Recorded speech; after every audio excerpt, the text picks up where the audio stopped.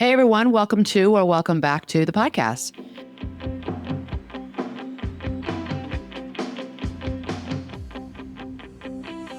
Today, we are talking about a big emotion that I see all the time. And it's something that I think that most of us feel at one time or another, actually many times throughout our lives, and is the issue of resentment. So we're talking about resentment. Okay. One of these times you have to let me just try and guess it. Okay. Just for fun. No? There's so many emotions that we could talk about, Right. feeling states, But if I got it. issues in our lives. Yeah. One of these days, no, because we'll be here for, I'll get impatient. And I'll become resentful. Yeah, I'll get resentful that you won't hurry up and or give me the right answer. Come on now. Yeah. So emotion is something that for humans is something that builds in silence. We develop resentment over time. And that's really the first big takeaway, is that this is not something that you just have, right? It's something that, so it doesn't explode out of nowhere. It's something that just sort of quietly builds through your own self-abandonment, your own unspoken expectations, really, of others and maybe of yourself, right? Poor boundaries, people who feel resentful and develop this resentment inside themselves tend to struggle with having boundaries, or they have poor boundaries with others in their lives, and they're overgiving and they're saying yes when they really want to say no.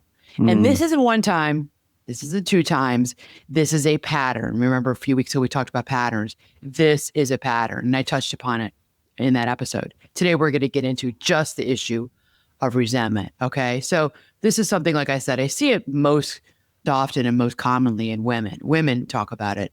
It is something I think it's just, we don't talk about enough. It's least spoken about. Like, I'll talk to my clients about it because it comes up in private therapy and coaching sessions, but it's not something that we just speak about openly with our friends and our family members about resentment. Because it doesn't sound nice. Yeah. Especially for women. It doesn't sound nice to talk about resentment. So, and it doesn't sound like as people, I see this a lot with my high achieving women. It's not evolved. You're not an evolved person if you're going to talk about being resentful. It's very human, though. And it's important to talk about it. It's real. It's real, right? Yeah. It doesn't sound spiritual. It doesn't sound really like we're being generous. It doesn't sound like we're emotionally mature, right? So instead of admitting that we feel resentful of the people in our lives or certain individuals, we say things like, I'm just frustrated, or I'm tired, or I'm getting tired, or I feel unappreciated, or I'm just annoyed, I'm frustrated, I'm annoyed.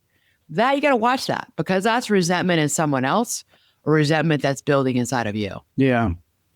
What's the science on when you cross that threshold from frustration to being resentful? Yeah.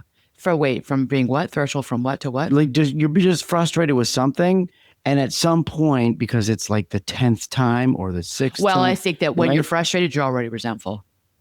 You said from frustrated to this, you're already resentful and frustrated. Okay. If you're frustrated with something or someone or a pattern, you're there. You're already there. You're there. Yeah. Okay. I'm just curious, like, when something starts, like. Okay, sometimes you are just frustrated, right? Sometimes you're just frustrated. There's nothing deeper to it. Yeah. And that is true some of the time. I think much of the time, by the time you get there, you're already pretty resentful, right? Because it's sneaky. Resentment is sneaky, and it builds really slowly over time, right? It's sort of quiet and under the surface, right, for most of us, right? I mean, it's that classic, like burn me once, shame on me, and you. Shame on you, burn me twice, shame on me. Right. I'm just wondering, at what point does shame on me start to kick in? Like, how long does that take? Each individual is going to have to think about that for themselves. Yeah. And this is an episode that will require you maybe to sit with yourself and to really ponder this whole issue of resentment in yourself. Where is it? Do I have it? How does it show up in my life? Where does it show up in my life? How am I with resentment? Sit with it and see what comes up for you. How quick do I go there? Yeah. Yeah. Some people go there quicker than others, right? Okay. So resentment rarely starts with you having this one big betrayal in your life. More often it starts with, 1,000 tiny moments. We say death by 1,000 cuts. It's 1,000 tiny moments where you sort of betray yourself to others. And that's really what it is. You're betraying something in yourself to the outside world. It's like you saying yes when you want to say no. And we've talked about this ad nauseum here on the podcast, but here it is showing up again because it's such a big issue in our lives. It's you over-functioning. It's you giving without even being asked, right? You assuming people should notice something about you. Notice that I'm doing this, and people are not noticing, or they're not saying anything to you. Maybe you expect others to read your mind. Maybe you don't say what it is that you need. See, here's all this resentment that's growing because you have this whole inner world going on inside yourself. And then one day you're just pissed. You're just furious because of all the stuff that's been going on inside of you. And you wake up and you're like, oh, you're so mad. Not just at everybody else in your life, but you're mad at yourself too. Right. And this is where relationships can fall apart because some part of you knows that, this didn't just start today. Well, I think a lot of part of you knows that this didn't just start today. This started months ago. And I think with family members, especially, this started years ago of me just doing and over functioning and no appreciation, no thank you, just the expectation from everybody that I would just show up and help out and cook those meals and bring that side dish when no one else does, and bring that appetizer or stay after and clean up when my brother and sister-in-law, they're gone. They left because their kids have to get to bed. Well, so do mine. But I'm staying helping mom, mother-in-law, aunt clean up all the time. Right. Like everybody else is taking care of themselves, but you can rely on, me, Jessica, because I'm always the one to help. I'm always the one who's there earlier than everybody else. I'm always the one who's at the church function, putting the chairs away in the auditorium. I'm always there who's helping to get the food out. I'm always there at the volunteer at the soup kitchen, getting everything out ready, getting all the ingredients ready to make the food. It's always me. Right. You all could think about it. The person who overgives, overdoes, because a part of them has that in their heart, but they have to be careful of their boundaries because they will get, what happens is, and I'm jumping way ahead here, but what happens is I'm thinking about the families because I see this a lot in families. They just sort of like blow their stack. My dad used to always say, I'm going to blow my stack. They would just blow up. And it's not always a verbal thing where they're yelling and screaming. Actually, 90% of the time, it's not that at all. They just sort of shut down. They implode on the inside. And they're just like, yeah, not only am I not making the appetizer, am I not going to go early and help you set the table and clean the house and stay late. Like anymore. Yeah. I'm not doing it. Yeah. And you're just leaving. And everyone's like, what's up with her? Who put a bee in her bonnet? What's up her butt? Well, she's decided to set a boundary, but everyone's like, what? Which I don't think is such a bad thing, but you're doing it in such a dramatic way. But what's happening is that you're so pissed off that now you just stop coming to Sunday dinners. Now you're just not going to Easter. Now you're just not going to high holidays because you do everything. Right. You know what I mean? There you go. Because you're the gracious, giving, over-functioning person who everybody's like, well, we're going to sit back and rest a little bit because we know so-and-so's coming and they're gonna we kind of like it because then we don't have to, then I can watch the game. I can talk to so-and-so, my brother-in-law who I never see, and he's funny and he makes me laugh. I'm going to go talk to him. I'll help out a little bit, but she's fine. She's fine. She's always helping out. Right. She seems fine with it. Yeah.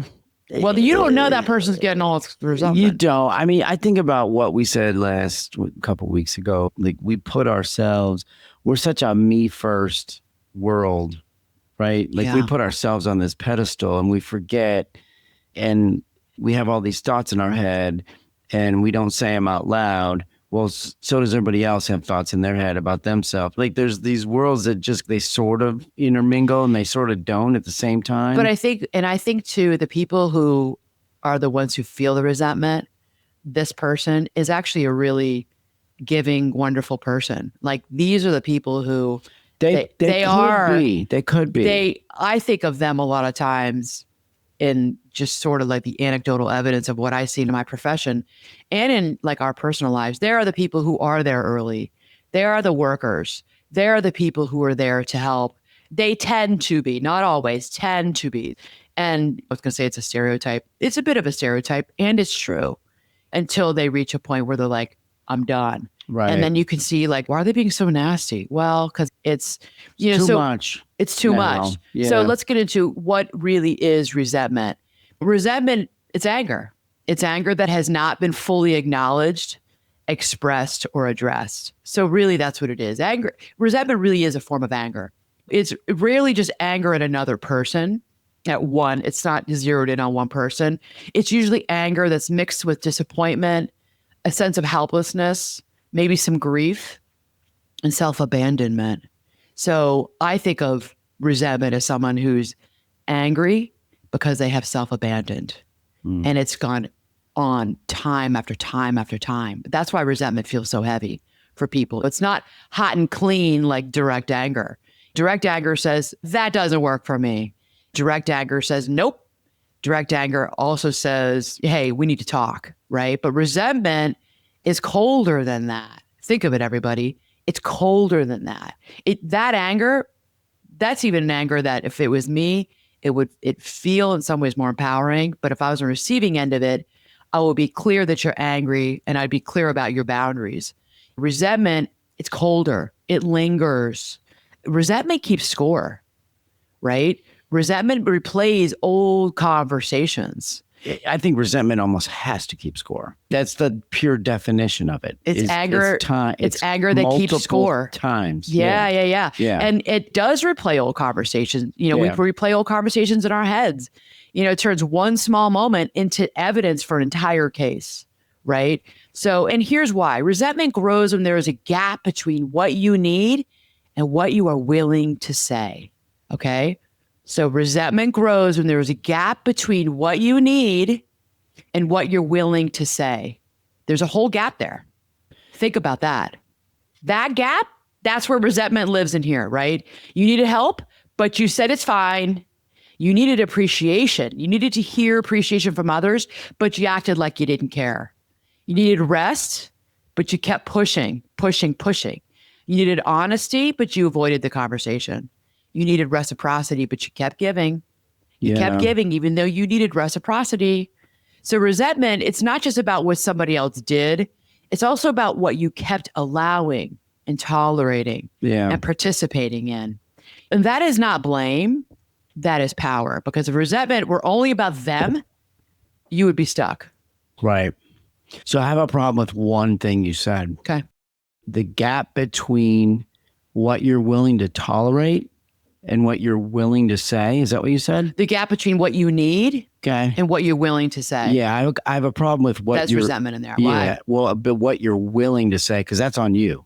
Like, it's on you to either become good with being willing to say something, right? Or flip the page and then be like, okay, I'm not going to say something because I can, I don't want to, blah, blah, blah. And then you just need to then be good with it. You and I have had this you and I have had this conversation with each other about relationships. Yeah. And you have been resentful towards people. And I have said to you, family members, and I have said to you, you've talked and talked and talked with me about it. And I've said, and you're resentful of long-standing old issues that have not gone away for you. Sure. And I've said to you, you need to say something to them. And you're like, I'm not going to. You've been really like very resistant to me. And you have over the years. This is like, we're going back years now. And in the beginning, you're like, I'm not going to. What's the point? I'm not going to. I'm like, well, you keep talking about it and you're so resentful of this person. And you were not willing to say anything to them. And I would like, come on, Tim. You're like, well, they're not going to change. They're not going to change. Nothing in them is going to change. They're not going to even be open to receiving this information, this feedback. They're going to get defensive. They're going to get angry because that's how they roll in life. Yeah. But you kept on talking about it. And so then I said to you, well, then you got to deal with your resentment.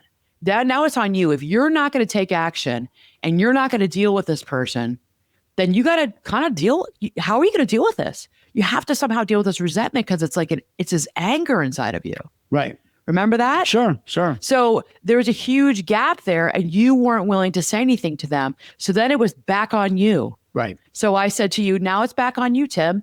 You have to learn how to somehow manage your feelings of anger and long-standing resentment towards this person. Right.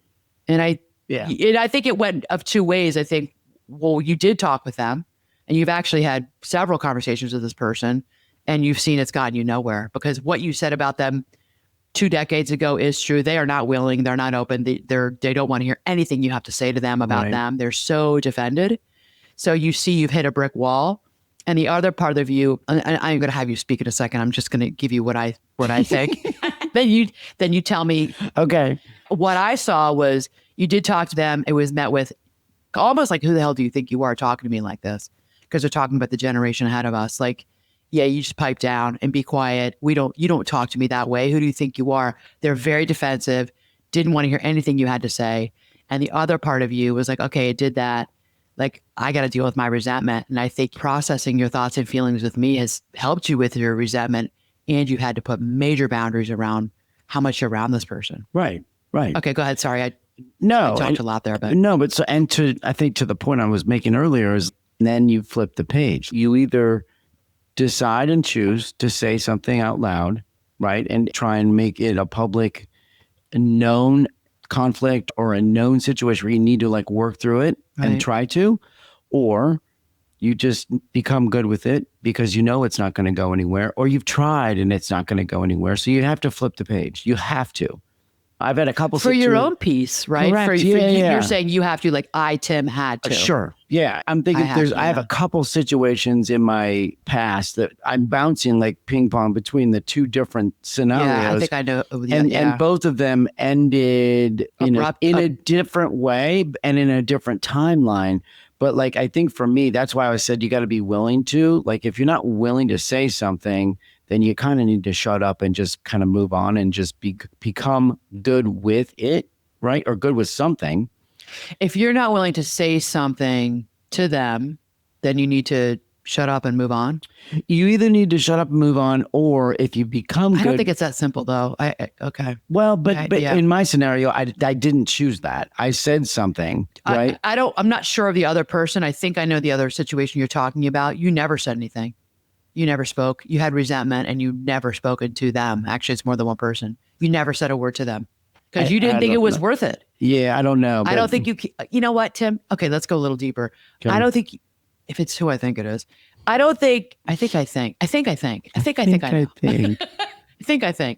think. Anyways, I think that you didn't value those relationships. You had resentment. Something had happened. You really were hurt. So this is about hurt for you. And that situation was hurt. Sure. Anger and hurt.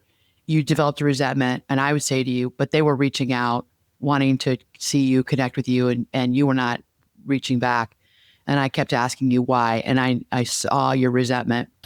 And yeah, I did reach back out. There were several times. The scenario, you and I are locked on what we're talking about right now. Yeah. And there were definitely multiple times of reaching back out and having conversations about the situation. And it went nowhere. It fell on deaf ears. And I think at some point, that's why my point is like, at some point, you have to be willing to either accept or move on. I'm not sure if I do know. There is not. Are you talking about? Yes. Yeah. Okay. Yeah. Sorry, people. Yeah. I don't want to say it on the microphone, but it's I wasn't. Fine. Yeah. I mean, we're not. I mean, You are talking. We never drop names on here anyway. We're talking about scenarios. But yeah, I think that's why my point of moving on. Moving on is moving on. It can be moving on inside of yourself. Yeah. Or it can be moving on. You were externally. No, I think you were resentful towards several individuals, and I think that maybe one of them reached out to you.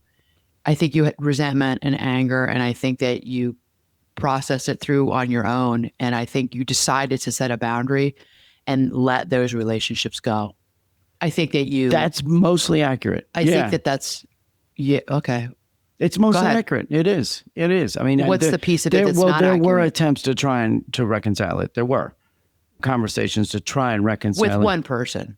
With one no, person. there was a couple different ones, yes. And so because that didn't go anywhere, because it was like the divide, I think at that point was too great. Wide berth. It was wide, and it was like and that's again my point. You either decide I'm going to try and build that bridge back over the top of it, or fill it in, or whatever you want to look at it, or you need to flip the page. You need to move on and become peace. It would come to a point of peace for yourself. Yes. And not let that get your be own closure thing inside your own head, because we live inside our own head. Okay, so let's hold back, because we'll get towards the end. I want to get to how you got to that piece. Okay, because that's a really good example of resentment.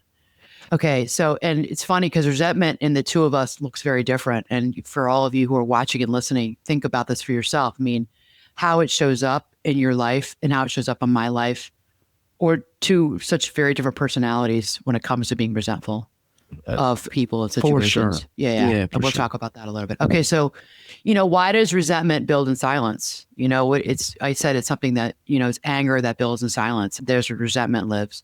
Silence creates stories. That's why. So it builds in silence because there are stories around it that we're doing on the inside. Exactly, right? I always talk about living in your head.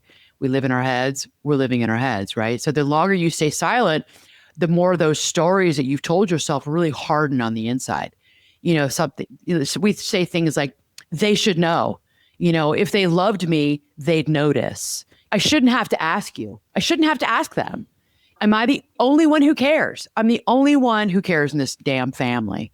I'm the only one who cares out of all our friend group, right? I'm the only one who ever makes the appointments or sets up the girls' nights out or makes plans for the family. I'm the only one who plans these family trips or these vacations. I'm the only one. No one ever shows up for me. I'm there for everybody else. No one ever shows up for me. Why don't people just know I'm going through a hard thing right now? Right. I do everything.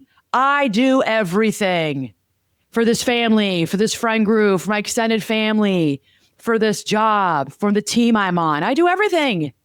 Freaking damn it. Think about that. That's resentment. It is, but hold on a second. And this is where I struggle, is we have those internal conversations, right? And we always forget there's another side to it. There's another person that's having those same type of conversations also, regarding this exact moment, right? Right. And it's like those I don't know always. There's always another person? Yeah, I think there's always another person. I think in families there is, I don't know, there's always another person who's resentful, is like my example of like sister-in-law, their daughter-in-law who comes and is always helping out and no one else really helps. She's the only person. Right. No, but I don't know that they're having a conversation about being resentful, but they're having a conversation about you in some fashion. Why is she so busy? Why? Right? I mean, I see. There's another side to this. There always is. And we never we'll get to it. We never consider that. Okay. Yeah. You threw me off right there. Sorry. But that's interesting. It's why is she always this way? That's interesting. You're questioning, why is she always so busy? Why is she always running around? I'd be like, well, why don't you get up and help her? Why don't you get up and help that person? I'm not saying they're right. I'm not saying they even have a good point, but there is another conversation going on. And maybe it's not even about that. Maybe it's about something else. But like that person's got their whole world spinning around them. Let's come back to that. That's a segue. I want to talk a little bit more about that. Okay. So if you're the person who is feeling this resentment, like they should know, I shouldn't have to ask people to help me. Sometimes there is truth in those thoughts, right? There is truth there. Okay. But sometimes what is actually happening is this: you're expecting people to respond to needs that you never clearly expressed. There you go. Yeah. That's it. Right? That's it. I mean, if you have all these things spinning in your head and you never speak them out loud, because we can't mind read. Correct. We can't mind read. You never clearly expressed. There you go. That you needed this or needed that. And we're like happy to watch the football game because the game is on or there's a big soccer match on and you're not asking for help, but you want me to mind read and I'm not because I want to watch this game and you don't care that much about soccer. We are different. It's like Mary and Martha from the New Testament. There you go. Was it Mary and Martha with Jesus? Wasn't like, who was it that went to Jesus complaining? I don't know who it was. Was it Martha? I forget. Because Mary would always come in. They were sisters and someone would always sit at Jesus' feet and listen to him preaching and talking. I think it was Mary sitting and Martha. And Martha is running around getting all the food ready for all the people that were there. And Martha said to Jesus, why don't you tell her to get up and help me? Yeah. And it was interesting. Jesus, I mean, if that was me, Jesus was like, what you know? No, go ahead. You're the better. You got it. You're the scriptural person. What is it? Scriptural person. No, he basically said that what she's doing by sitting at my feet far outweighs what you're doing. Yeah. What you're doing, like she has the better something. I don't know. I'm not, I don't No, know. the value of her sitting at my feet, because the knowledge that she's gaining and the time spent with me far outweighs all the petty, not petty things. No, what you're doing, getting all the food ready for all the guests. And if Jesus said that to me, I'd be so taken aback. Like, right. Jesus, I'm doing all this work here. I can't believe you just said that. I think I would be dumbfounded if he said that to me. Like, part of me would be struggling to understand. Of course. Struggling to understand, because I would expect him to be like, you're right, Anna. Okay, you should get up and go help your sister. But if he was like, Anna, she's doing the better thing. She's sitting here listening to me. She has, like, I don't know, like the wisdom to sit and listen. And he's like, you worry, because remember he said something like, you worry yourself so much over all the things you're doing. I'd be like, I would not know what to do with that, because somebody who likes to entertain and has people over and does a lot of cooking, spends hours cooking and I'm like, well, then how are people going to eat? Okay. I would not understand that. Right.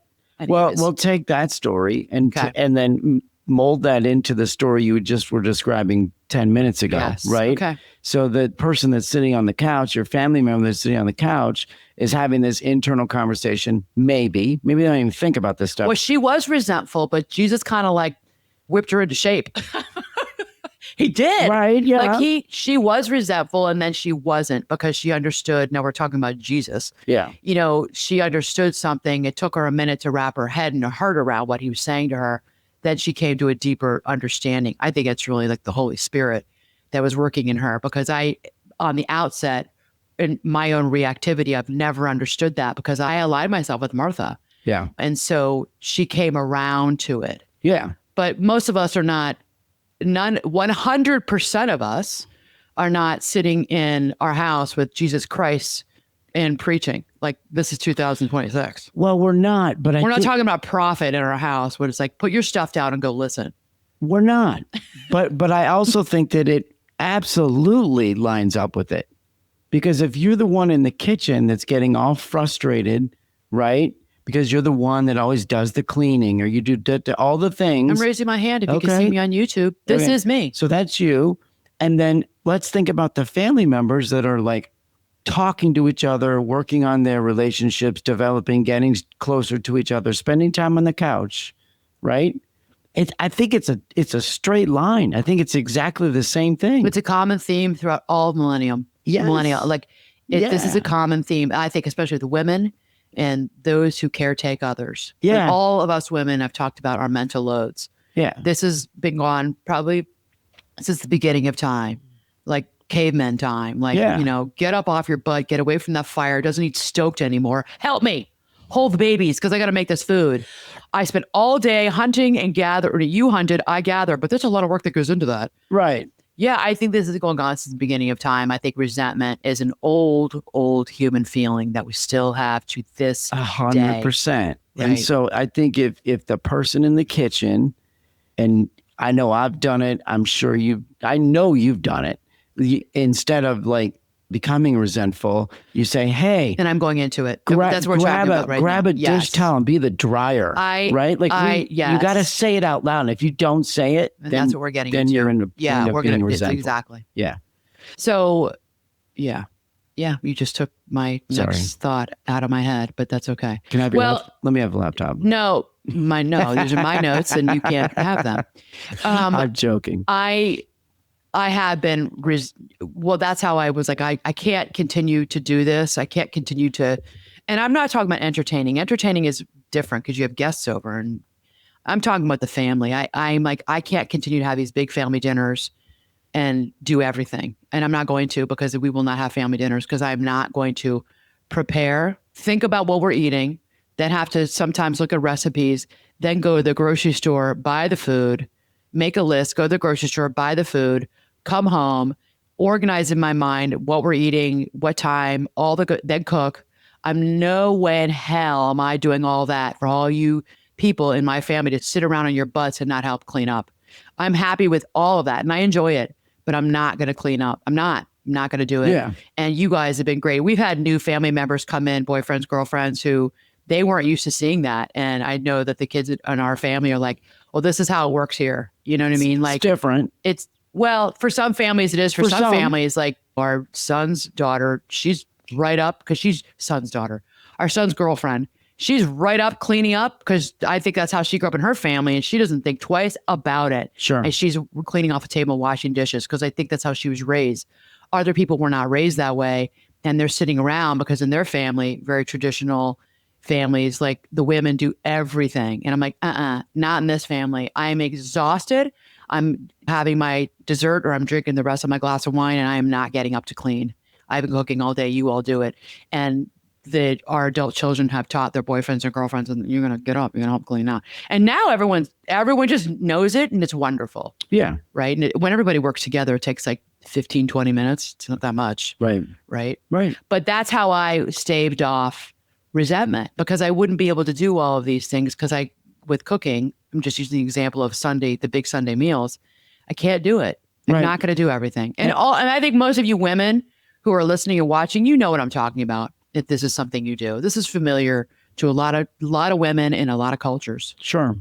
And take it one step farther. So the choice that you made, instead of becoming or continuing to be resentful, right? You made an external statement, right? Maybe you didn't make it to the person. Maybe you made it to the person's person. I made a general statement. But you made a statement hey, and everybody listened and bought into the concept, right? Well, it started with our 5 kids when they were little. And this is how we roll. This is what we do. You kids clean up. And it was somebody wipes off the table to sweeping the floor. Like everybody helped out because that's how I was raised, because I'm from a large family, 8 kids. I grew up that way. Everybody had chores. And that's how it is. And I love that work ethic. And we teach it to our children. And now our in-law children and the boyfriends or girlfriends know that in this family. And our nephews and nieces who come over. Like everybody kind of knows that's how it is. Yeah. You help out. Okay. All right. So going back, why are we resentful? Because, you are expecting, if you feel this way, you may be expecting people to respond to you when you never clearly express to them what it is you needed, right? That sums it up. You never clearly express what you needed, right? It doesn't make your needs invalid. You make them unspoken. So I just gave the example of me speaking up. You got to speak up about what it is you need, right? Because unspoken needs are a breeding ground for resentment, right? So a lot of people, here's the thing, a lot of people learned early in life that having needs was risky. I'm talking about like growing up in a large family, it was survival. Like my mom had to have us kids helping to clean up. We had like big meals 7 nights out of the week. I mean, life was different back then. My mom, stay-at-home mom, cooked huge dinners every night. We never did that. Well, and just the quantity of humans. And just a lot of food. And every night, there was always, even when the boys were in baseball in the older years, there was always 2 or 3 kids sitting around the dinner table. We sat down to dinner every night, which is a lost art. I think we've gotten away from it. But there was always dinner. There's always a kitchen table or dinner table to clean up and dishes to wash. But when we don't speak about what we need, and many of us did learn that it's risky. Don't really say what it is. Maybe you grew up in a house where emotions were inconvenient, right? Maybe you learned that being easy and helpful and being low maintenance, that got you love and attention. Just fly under the radar. I think a lot of people grew up this way. Yeah. I think a lot of people with, certain mothers and certain fathers, if you were easy, you were quiet, you were helpful, you jumped up, you were low maintenance, you're the one who got the attention because you made life easier for your parents. Maybe conflict felt dangerous. To say something was being conflictual, you're being a pain in the butt, and it's dangerous. Maybe you became the capable one, the peacemaker, right?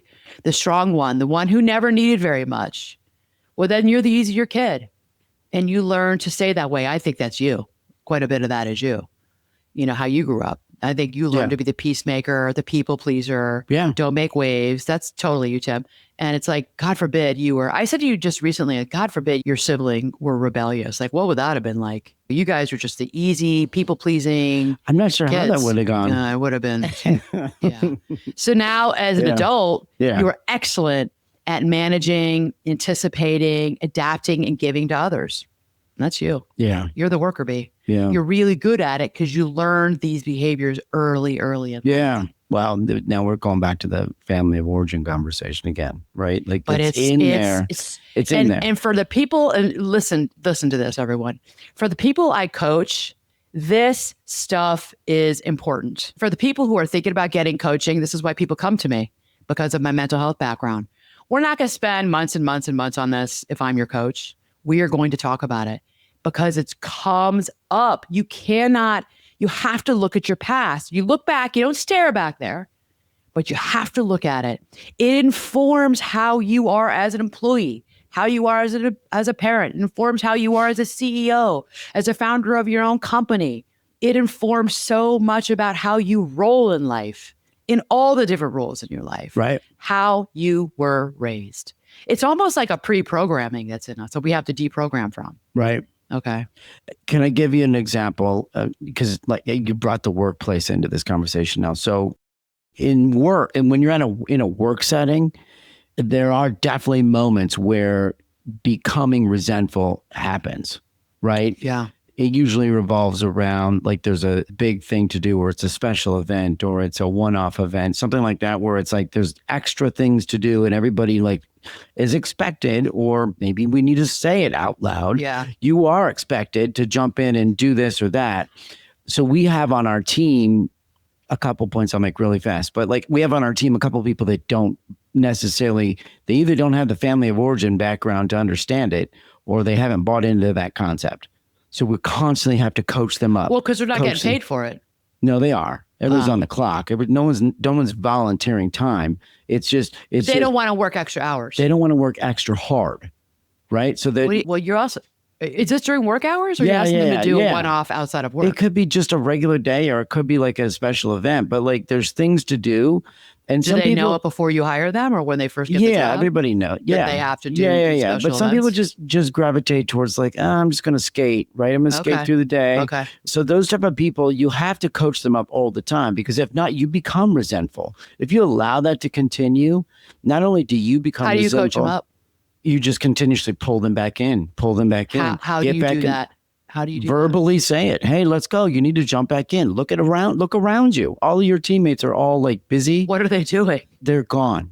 They vanished. Like where'd they go? Like, or seriously, like they're in another building, or they just like, I'm gonna go get something, and then it's like they never come back, or it's 30 minutes later, and you're like, and they're on their phone. But everyone else is so busy that you don't really realize it, but you're aware of it. Yeah. So it's a coaching moment. You have to coach. Where did he go? Where did she go? Yeah. Yeah. So, I mean, I think that then if you don't do that, if you don't pull that person back in, you as the supervisor become resentful potentially. Sure. Right. Sure. And all of the other people around them that are watching this have to become resentful too. Right? They have to, because they're like, you're developing a reputation as being maybe lazy. Yeah. You're trying to skate out. You're trying to get through this, get out of this. Yeah. Not being a team player, not being a hard worker. Right.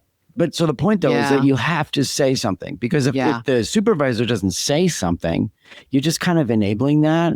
And everybody around knows that and watches it and is like, oh, that stinks. Like we're all giving effort. I think of like pull your weight. Yeah.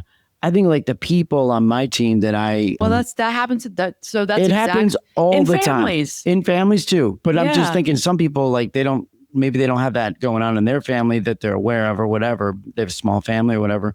But like in business, sure, you can certainly relate to it in your everyday work life, right? Yeah. I think of like the team, the ones I have been fortunate enough to hire, like those are the type of people, and you can tell me like if this is like a thing.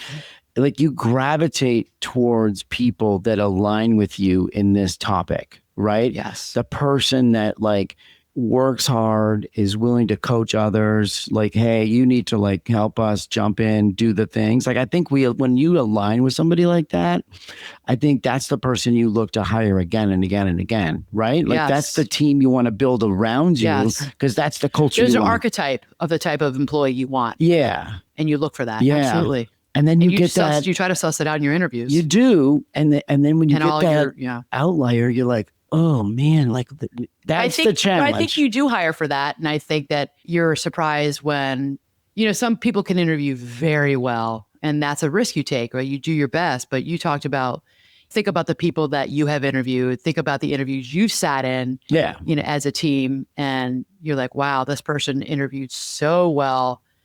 Jeez, but 6 months into the job, they are not the person that we hired. Right. They are not the person we thought they were going to be. They're lazy. They have a bad attitude. They're like a little bit grumpy and surly with all of us, and they come into work. Yeah. I've heard you talk about this ad nauseum over all the years, right? You have to become good at asking and then you get questions, resentful of them. Yes, exactly. Right? Like I think it, and I've gotten burned, certainly early in my career, I've gotten burned because I didn't know what questions to ask.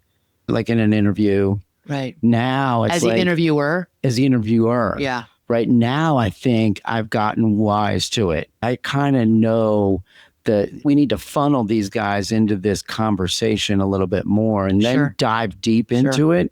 And then you kind of just watch. You watch body language. Mm-hmm. Body language doesn't lie very often, right? Facial expressions don't lie very often. When you start asking tough questions. They don't lie. Just watch the body, watch the facial expressions, watch the eye contact. 1,000%. Watch the micro expressions. Yeah. Yeah. We could do a whole episode on micro expressions. That's an interesting one. Okay. Anyway, sorry. Okay. So it's good. It's a really good conversation about resentment. I'm talking about our personal lives. You're talking about our work lives, and there are lives. Yeah. It's every part of our life. It doesn't matter where, right? Yeah. Right.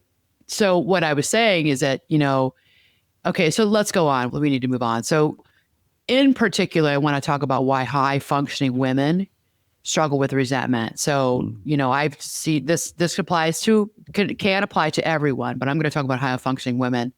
I've seen it a lot in my clients over the years. So I'm going to say this clearly. High functioning women are especially prone to feelings of resentment because they are often praised for over functioning. And this is a really big issue, right? People love the woman who handles everything, right? The woman who anticipates everyone's needs, the woman who keeps the family running, like I just talked about, the woman who fixes the tension at work or at home, the woman who remembers the details of the appointments at work and all of the contracts that are coming up. Think about it for yourself, like all the meetings that need to be had and who needs to be there and who's presenting what. The woman who also remembers the details of grandma and mom's birthdays and sending cards or texting people at the same time, permission slips that need to be filled out and got to get that registration in because camp closes for this summer, like all the stuff, right? This is that woman. The woman who does not make things hard for anyone else. She doesn't make things harder for anyone else because she's doing it herself. Here's the problem, right? With that high overfunctioning woman, I think. Your identity gets wrapped up in you being so competent, right? Generous and emotionally responsible. It becomes really hard to tell the truth when you're drowning. So instead, you just keep going, right? You do more, you help more, you absorb more, you wait longer, you become more efficient, right? You convince yourself you shouldn't be upset because technically you're capable. You can do it. So why am I upset, right? But capability is not the same as capacity. That's important. Yeah, I'm capable. You may have a lot of ego around that you have a large capacity. And I bet you do have a large capacity. It doesn't mean you have an immeasurable amount of capacity, okay? Just because you can carry it doesn't mean it's healthy for you to carry it, all right? A lot of resentment comes from living in that exact gap of, capability and capacity, right? So what are the most common types of resentment? There's a few here. So the most common sources or types of resentment are unspoken expectations. There you go. We've said this over and over and over in this episode. This is huge. It's a really big one. So you expect your partner to notice your effort. You notice the word I'm using in here, everybody, over and over and over again. You expect your friend to check in on you. You expect your coworkers to pitch in. You expect your adult kids to be more thoughtful. You expect your family to reciprocate your energy. And again, sometimes those expectations are reasonable. But if they live in your head, they only live in your head, you're going to get resentful real quickly, real fast, right? Because now you're grading people in a rubric that they never saw. True. That's true. It's true. Yeah, it's true. Yeah, because if you don't express openly the expectations, Expect. Yeah. You have expectations. And this is, I talked about this a lot when I was doing couples therapy. Yeah. It's unspoken expectations of each other. I Right. talked about this before on here about, Right. couples like, well, I expected that we got married, that you would do this. Well, I expected you would do this. Why'd you expect that? Well, because that's what I saw my mom do. Because that's my dad did. My dad mowed the lawn every Sunday. Well, not me, not my family. My mom mowed the lawn. Right. Why'd you expect me to do it? Yeah. Why not? There you go. Therein lies the problem. Yeah. All the topics you and I talk about, I would say 9 times out of 10, it comes back to lack of communication. Right? Isn't it safe to say? Like communication, more open communication Living in our heads, solves problems. Assuming, what do they say? Assume, don't assume what makes an ass out of you and me. It's really true. Yeah. Don't assume things about each other.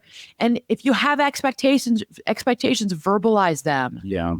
Remember, many of you may not realize you have expectations, but they're all still up in your head and in your mind and in your thoughts, and you have actually never externalized and said them.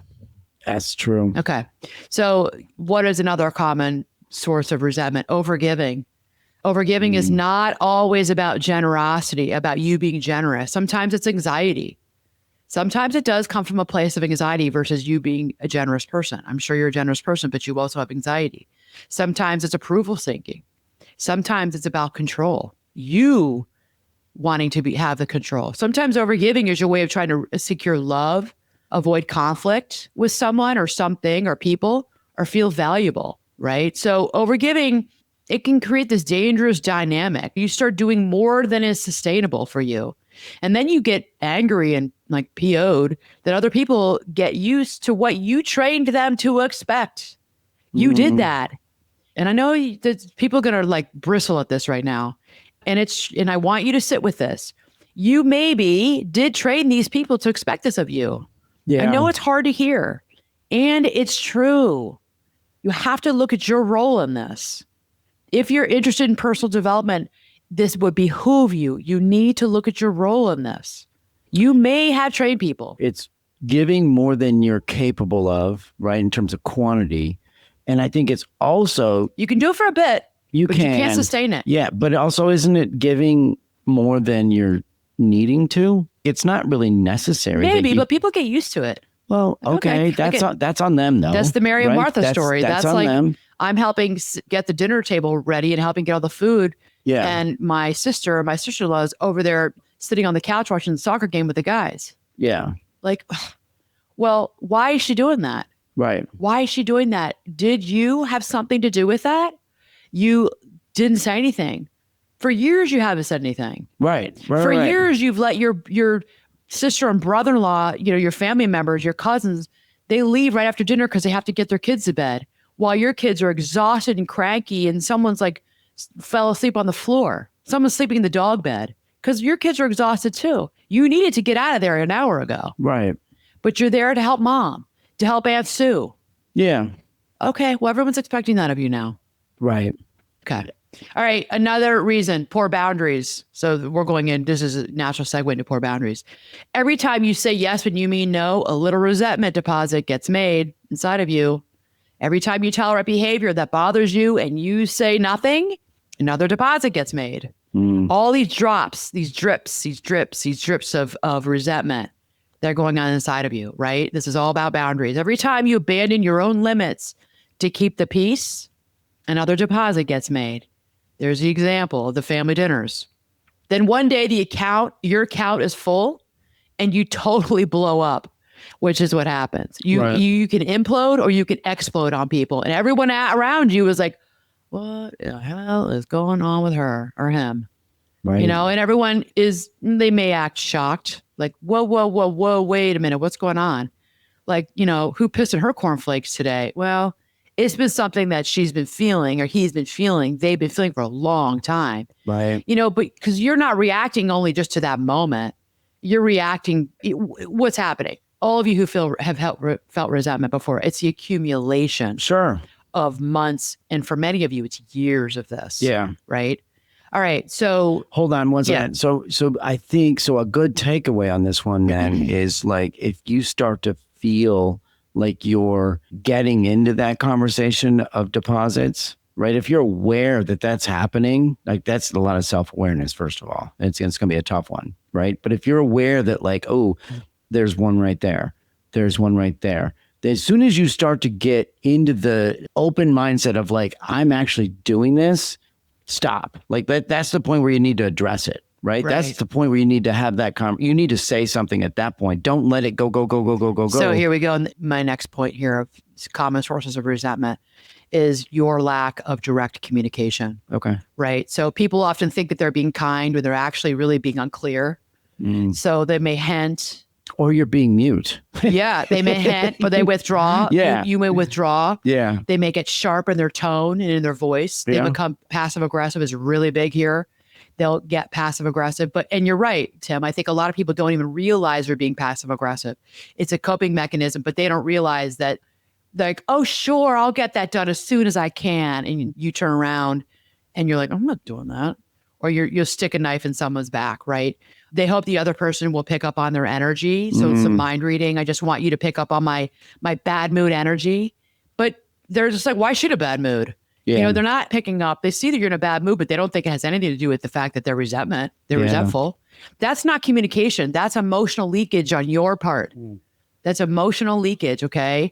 You're communicating, but you're communicating in a really dysfunctional way. And you're assuming people understand what it is you're thinking and feeling. They don't. And they're not expected to. Right. Okay. So I know some of this is hard to hear. You can't expect people to mind read. We consider that's a thought distortion. They can't read your mind. Yeah, true. All right. So emotional leakage is one of resentment's favorite languages. It leaks out. Right.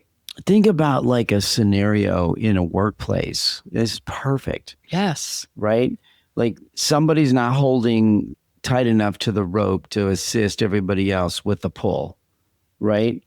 And if you don't say something in the moment and then the job is done and everybody knows that this person didn't really help out that much, everybody goes their separate ways and back into their... You're talking shit about them behind their back. You talk shit. There you totally do. That's you talk shit about them behind their back. You don't invite them to happy hour when the whole team is going on Thursday at 5. That's exactly or right. Friday after work. Yeah. You go out to lunch or you run down for a coffee run. You don't invite them. You don't ask, what do you want? I'm going to get coffee. Do you want some coffee? You don't ask them. Right. Because you're resentful of them. Yeah. You don't say anything to them. Yeah. And this is how it comes out. So yeah, maybe they are lazy. They're not pulling the weight. It's also on you that you all are not expressing to them what you want and what you need of them. Yeah. You need to pull your weight. Yeah. You need to step up. You need to step in. Because if you don't, that's going to You've got to do some work here. That's going to get out of control. And it gets to a point where it's probably close to being unrecoverable. Right? At some point, if it's allowed to continue. Yeah. Okay. So these are just common sources of resentment. The last one is self-abandonment. And this is the deepest layer out of all of them. This is number 5, and this is the deepest, right? So at some point, resentment, it often becomes, less about they're not showing up and more about I'm not showing up for myself. Okay. So this is going a little bit deeper. So you've self-abandoned, and maybe you wouldn't use the term that I'm using, but think about this. You're not honoring your limits. You know that you have been redlining it for a while. You know it. At some level, you know it, and you're not honoring it. You're not telling the truth to yourself. You're not protecting your energy. I'm not asking for what I need. And I know I'm not asking for what I need. And so when Anna says to me, did you say what you needed? Well, no. At some level, you know that you did have needs and you were not asking for them. In fact, you've never asked for them. I'm waiting for somebody else to rescue me from a dynamic that I keep participating in. No one's coming to rescue you, everybody. No one's going to rescue you from this, especially from this one. You got to do it yourself. Yeah. People kind of like enjoy the person who overfunctions. People kind of enjoy the person who overdoes everything, for example, right? No one's going to rescue you from this dynamic that you have found yourself in. Yeah. Because selfishly, I think many times it works for the other people, right? Well, and also maybe they don't know you need to be rescued. Exactly. If you've not said anything, like they just like, this is just they don't know. How it goes. Exactly. Yeah. Exactly. So the realization of what I just said, it can sting for many of us, but it's also where your freedom starts. So you got to feel the sting. It hurts a little bit. This is where freedom starts. All right. So what does resentment look like in real life? So resentment, like I said, it doesn't look like rage, like outward rage, right? It looks like you being emotionally distant. So when you start to feel resentful, you get emotionally distant. It looks like irritation over tiny things. You find, think about this for yourself. You've been resentful. You get annoyed with the littlest things. It looks like murder energy. Have I seen this in my life growing up? Someone who's resentful, they're the martyr. There's a martyr energy to them. They're resentful, but they'll never admit they're angry or they're irritated or they're resentful, but they'll just continue to be that martyr. Yeah. Sometimes it looks like exhaustion. I see it, and sometimes it looks like sarcasm. I've seen quite a bit of that. Someone who's resentful, and I know you know this in your life, the person who's always sarcastic, makes sarcastic comments, they're resentful. Sure. They're resentful of something. Sometimes it looks like avoiding someone, but insisting, you're fine, but you're avoiding that person. But you're fine. There's nothing wrong. It's fine. It's fine. Yeah. You're not making an effort. You don't text me that much. You don't call me. How come we have no plans? Well, you're resentful of them, but you won't tell them. And you're like, I don't know. It's fine. Right. Right. Sometimes it looks like doing nice things, but your heart is hardened to them. You'll do it because you're the doer, but your heart has been hardened. Yeah. Right. So you're still showing up, but you're leaking a bitterness towards them or towards a situation while you're doing it. Right. And resentment, it changes the emotional tone of a relationship. Of course it does. And we have felt this. Their resentment, when you're receiving end of it, you feel it.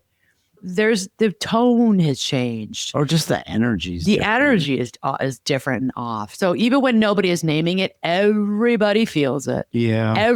Make no mistake, everybody feels your resentment. Kids feel it, partners feel it, your friends feel it, your coworkers feel it, your clients feel it, and you feel it in your own body. You feel it.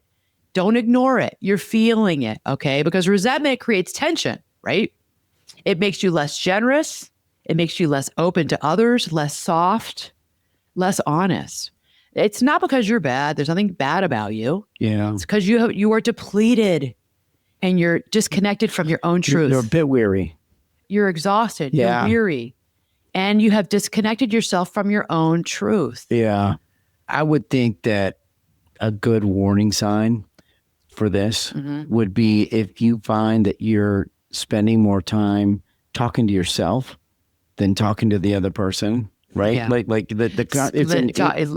having your own monologue you in have your head. this internal conversation about how pissed off you are. Yep. If that's where this starts to go for you, like tell yourself to shut up for a second, and you need to go say something actually out loud to this other person. Take it out of your head. Yes. Take it out of your head Yes. and bring it into the external world. Yeah. And that's why people work with me. Yeah. Because they're afraid, scared, don't know how to do that. And that's what I help people do. I help people take what's in their head and externalize it and deal with it in ways that are appropriate. This is an example of the conversation you need to have. Yeah. And this is what I help people do. Okay. It's my superpower. Superpower. Okay. So what's the hidden payoff of resentment? And this part really does matter for people. Resentment is painful, but also serves a function for many of us. It can make you feel morally superior. It can protect you from vulnerability. It can help you avoid asking directly for what you need. You would be surprised at people who want to stay in resentment because they don't know how to or too afraid to ask directly for what they need. The payoff of resentment, it can let you stay in blame instead of change. I'd rather just stay in blame, rather than having to do the interior work of really making changes in my life. It can keep you from facing the grief that a relationship may never be what you hoped. It may never be. And having to face that, this relationship is not what I thought I was going to be. Sometimes resentment is just easier than honesty because honesty is risky. Honesty may require disappointment. Honesty, it might require conflict in your life.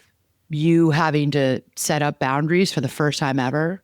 Honesty may require you to change, that you have to make some changes now.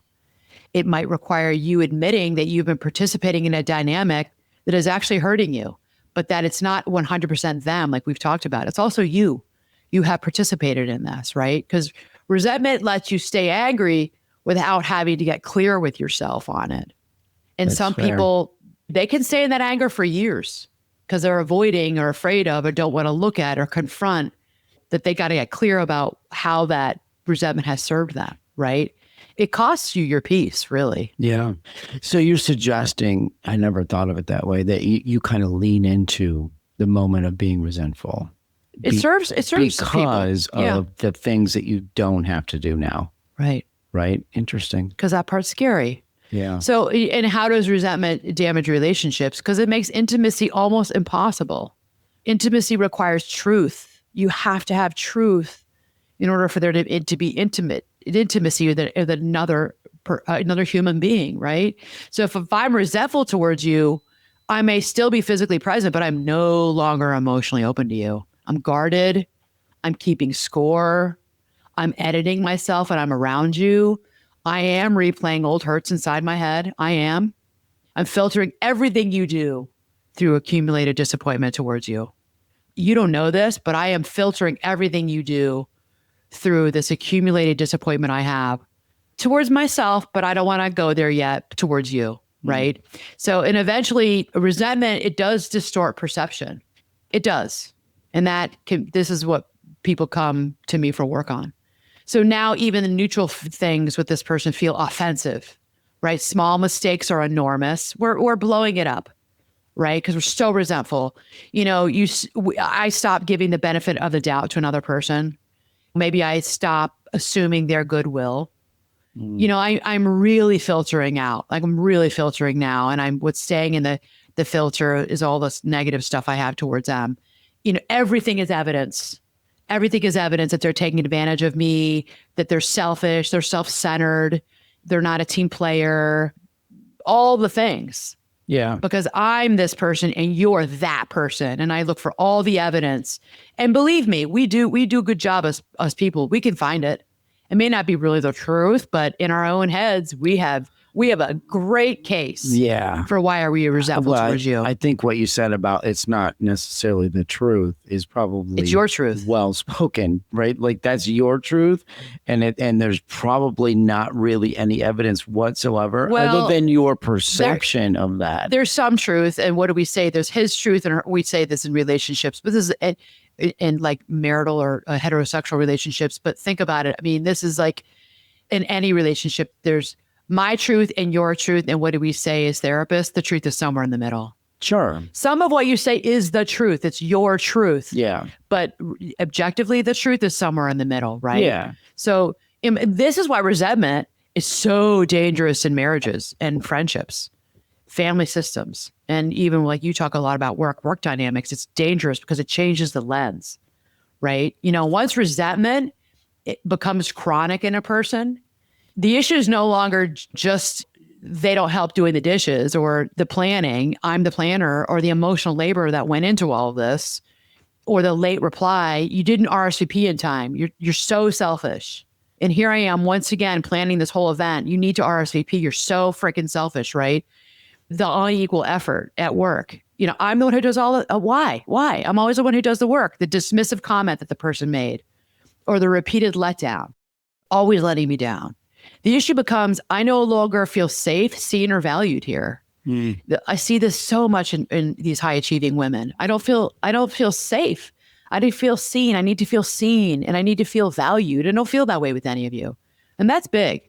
That is really big, right? So let's go into the what to do now. What do you do? What to do when you feel this resentment? So at this point, you're like, okay, Anna, you've been talking for over an hour. Like, what do we do?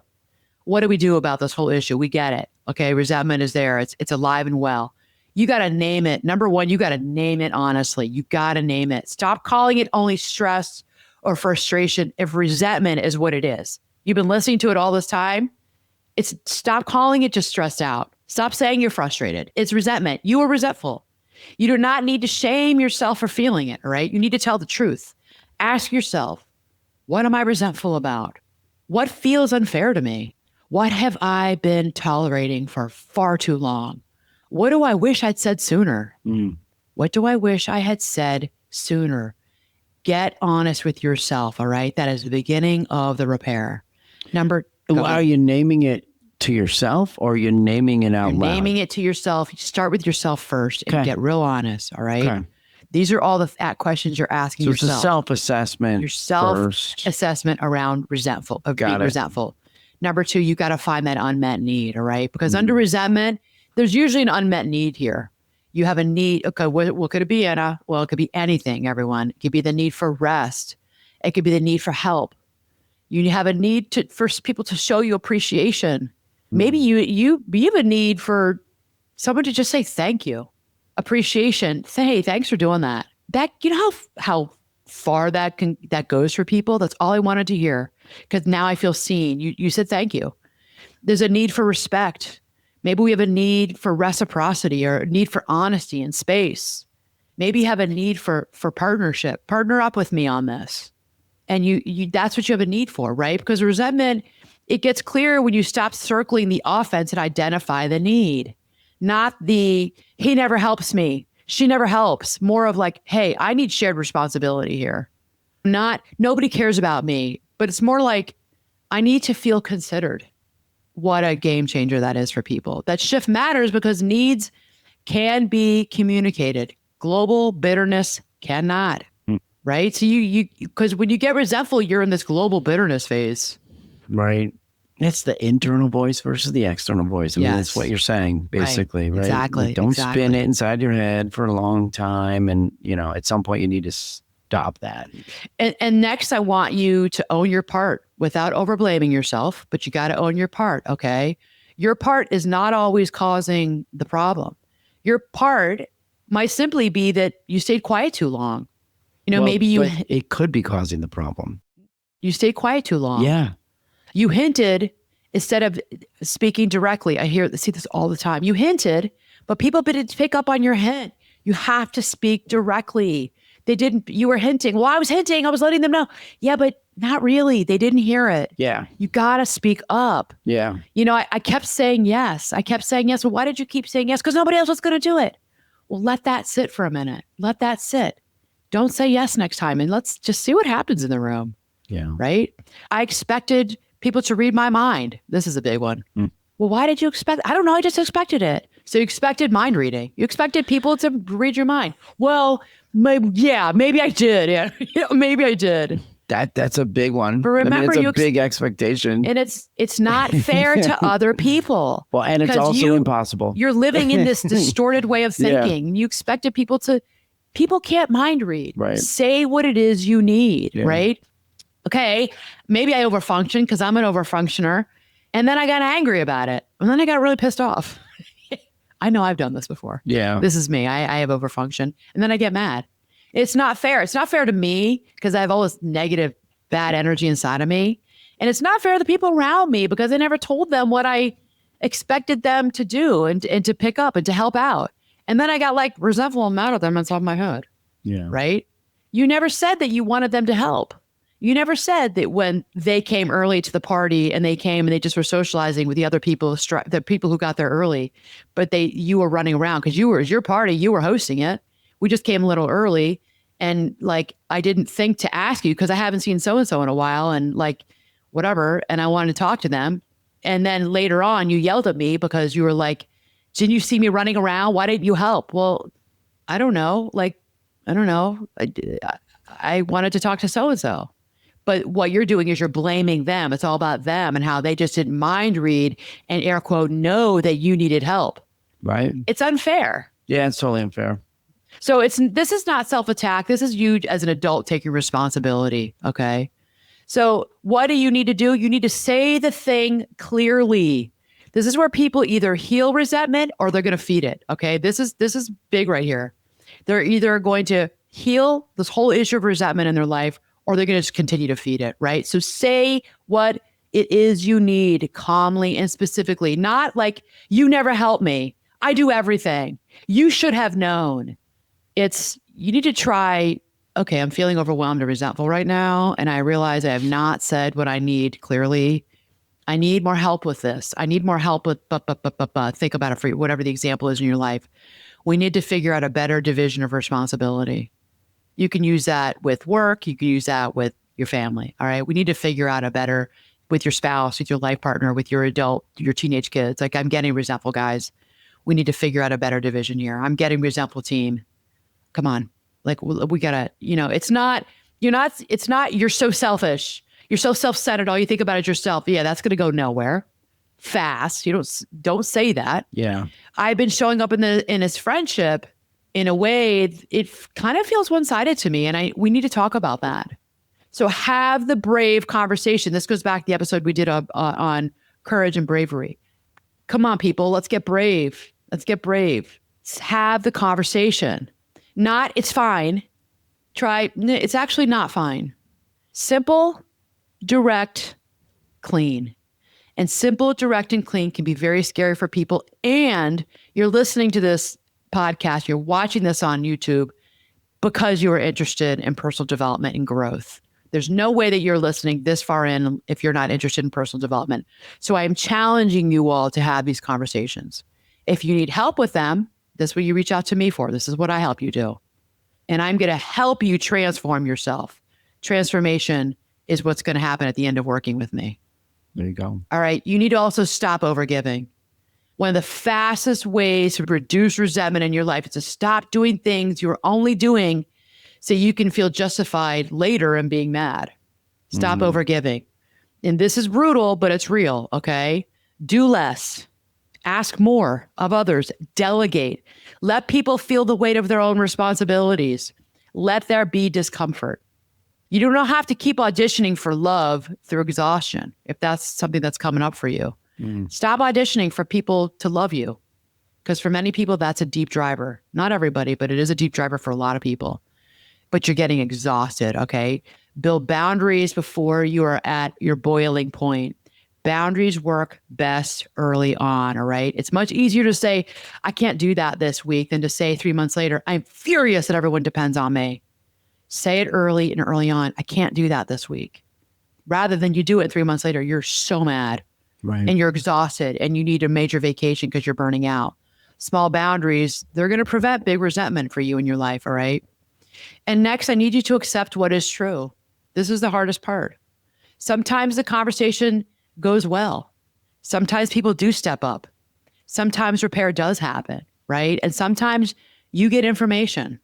You find out who can hear you and who cannot. This is the hard part. Who is willing to adjust and who is not. So you're going to have people where the conversation does go really well and people will be like, okay, I didn't know that. Next time I will help, right? And you're going to find people who be like, la, la, la, la, la, not listening, because they get defensive and they don't want to hear it. You're going to have that people. You will see the people who value mutuality and the people who will benefit from you staying silent. And the fact that you're talking right now is going to piss them off, make them mad. Well, then you've gotten information. So at the minimum, you've gotten information about that relationship, right? Yeah. Resentment, it often clears when truth gets clearer. So then your job becomes deciding what you want to do with that reality. Right. Then your job is, okay, wow, oh, wow. I've gotten some clarity about these people in my life. All right. Now you've gotten clarity. They're not going to change. Then you need to change. You set the boundary. Maybe you're still going to those family events and you're going to do less and that's your boundary. You'll help out and you'll stop. Maybe you'll go early and you'll help, your aunt or your mother-in-law or your mom set the dinner table and cook, whatever. Or maybe you're cooking on Saturday for Sunday and maybe you're the people who are now leaving right after dinner because you got to get your kids to bed. You're not staying and exhausting yourself and getting all put. No, I'm actually not going to be resentful. So we're leaving. Thank you so much for dinner. Gotta go. Have a whatever. Gotta go. You don't even have to say why. Yeah. We need to leave. And that's what you do. You're setting boundaries. And what happens is you're like, oh, I don't. And you have to not care what people say behind your back. All right. What is said behind your back was not meant for you to hear. And I know that could be a hard one for people. Fair. It wasn't meant for you to hear. And hard. And it's hard to hear. And it wasn't meant for you to hear. That's why they're saying it behind your back. Get good with being good with you and who you are as a unique individual. Yeah. And now you're at home. It's 7:00. The kids are getting into bed. It's not even 8:00. They're in bed. They're bathed, teeth brushed, ready. You got your work day tomorrow, whatever it is you're doing. And people are like, why she left early? No, I'm finally setting a boundary and taking care of me. Now I can go to those family dinners because I'm no longer going to be the martyr. no longer going to do this anymore. Right. Or I will go early and help set up, and I'm not staying until, the last person turning off the lights. I'm not doing it. Yeah. And what happens is you're actually more willing to help out, but you're not doing all the things anymore. Right. With limits, right? You've set limits. I'm not going to be the person who plans the girls' weekends. Yeah. I'm not planning the whole whatever sister's weekend or reunion. Yeah. I think it's also helpful to flip it, right? Like we've all been the other person where people have been resentful of us. So remember that. Remember right? that. Right. There's been that. It's been exactly the opposite. Like, and I think you and feel I've been it. talking for a minute about like us as being the resentful one. But when you flip it, think about that. I think that at some level, most of us know when someone's resentful. I think you feel it. You feel it. And maybe you can't name it, but you feel something coming from them, especially when you're like, what's up with her lately? Yeah. It's probably she's resentful of something. And maybe you want to ask that person, hey, what's up? What's going on for you? Well, what's happening? That's the takeaway right there. Remember to put that hat on for a second, right? Because someone else is thinking, as we talked about at the very beginning, there's a whole nother conversation going on in someone else's head. Right. At the same time as yours. Exactly. Right? Sometimes. Okay. And then I want to talk a little bit about, to wrap this up, resentment that you find that has building in yourself. Sometimes you're not just resentful at other people. Sometimes you find that you're resentful of yourself, for being the one who stayed too long, for being the one because you didn't speak up sooner, for betraying your own needs. You constantly and consistently betrayed your own needs for being that people pleaser, for acting like the strong one when inside you were the one who was really falling apart. You saw it, you knew it, you didn't do anything about it, and I want you to hear me on this one. You don't heal resentment by turning it inward and becoming your own next target. Okay. You heal it by getting honest, getting compassionate towards yourself and getting different. You did what you knew how to do and what to do, but now you know more. Okay. Now you can do more. The goal is not to never feel resentment. The goal is not to become so evolved that you never feel resentment again. This is a very human emotion. You will feel resentment again. The goal is just to catch it earlier. Okay. To notice the first signs, the tightness in your body, the irritation in your mind, the mental scorekeeping. If you're scorekeeping, just know that you're getting resentful again, okay? The urge you feel to withdraw, to stop doing things, to stop going to things. The fantasy that other people should just know. They should just know. Well, they don't.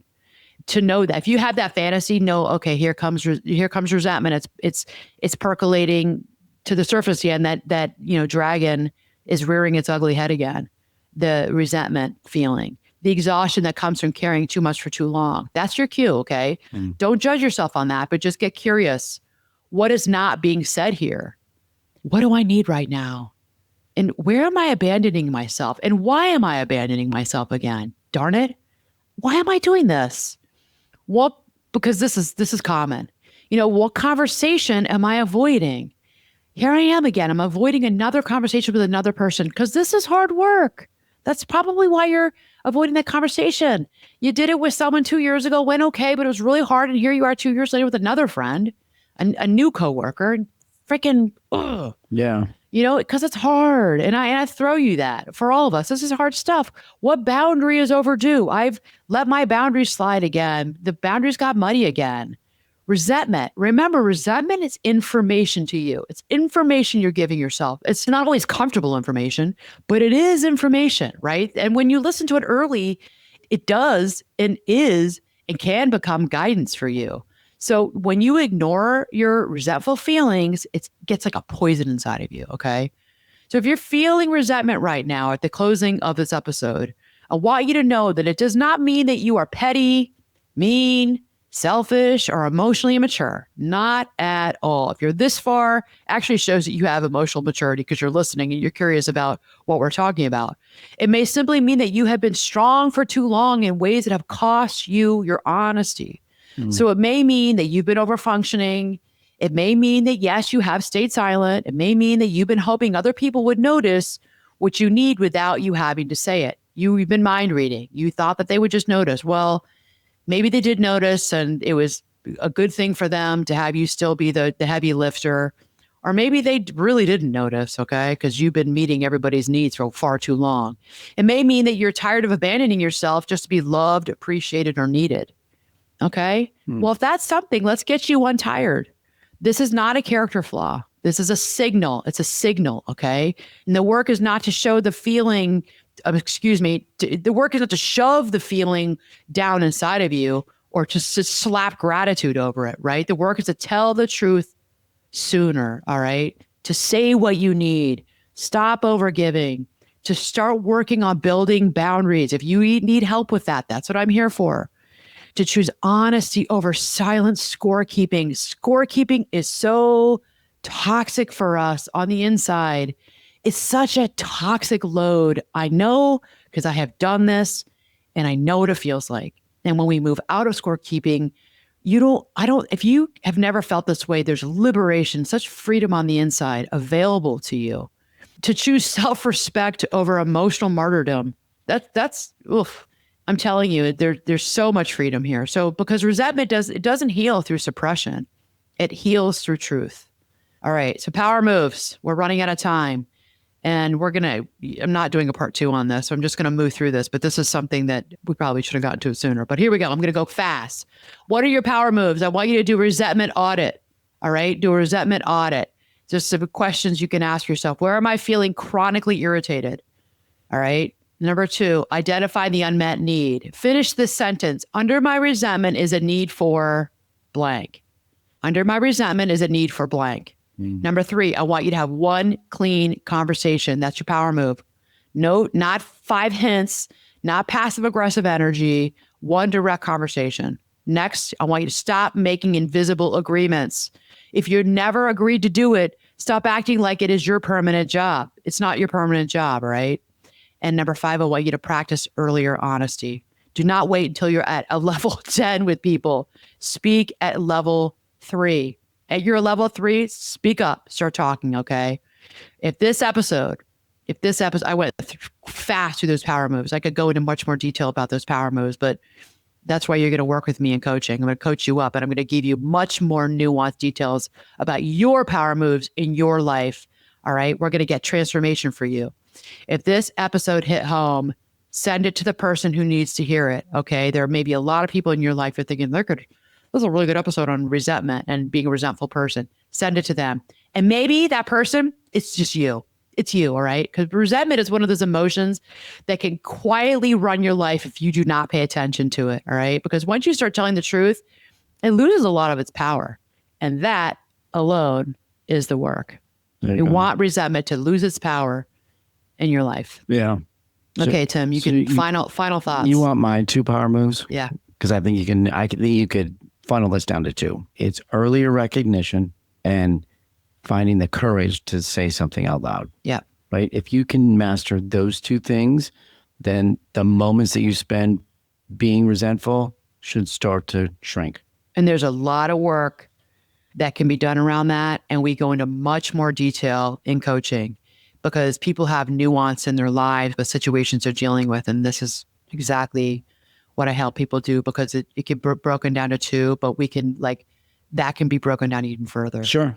And that's exactly what I do. Mm-hmm. Okay. Hope that this is helpful, everybody. Resentment. This is a big issue.